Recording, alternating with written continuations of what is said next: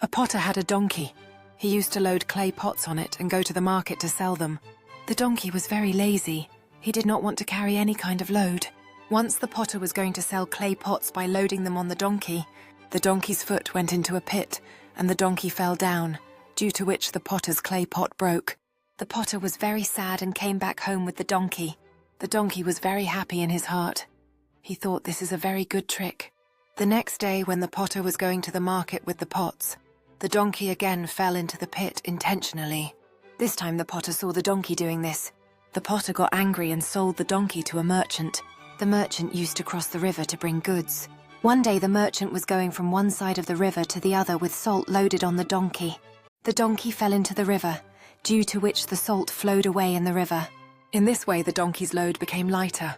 Next time, when the farmer was bringing a sack of sugar on the donkey deliberately sat in the river, due to which the sugar melted and flowed away in the water.